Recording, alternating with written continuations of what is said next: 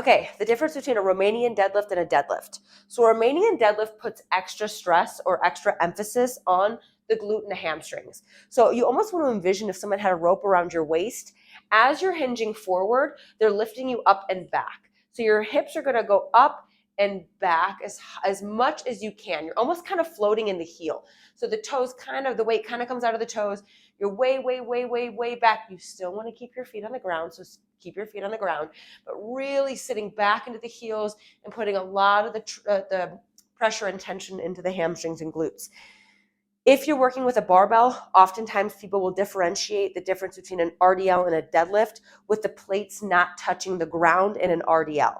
So if you have a barbell with bumper plates on it, while you're deadlifting, let me get this aligned.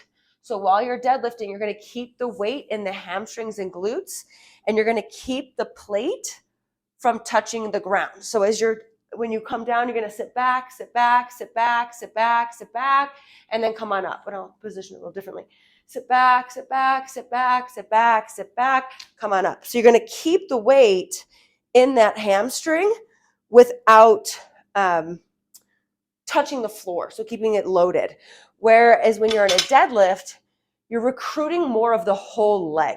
So your feet are planted, your knees are more bent, and then you're pulling that bar into you, and it's more of a full leg when you're doing a deadlift, okay?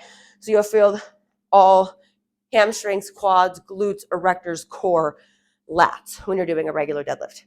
When you're doing a Romanian deadlift, it's lats, glutes, and hamstrings more. So you're still using everything, but more so accentuated in the back. If you're using something like a dumbbell or a kettlebell, same kind of rule applies. In RDL, you're really going to sit back on it, way back like this. Where a deadlift, you're going to have more knee bend, okay? You're still hinging, right? It's not a squat. We're still hinging, but the RDL is way back in that hamstring, where a deadlift is more full leg recruitment.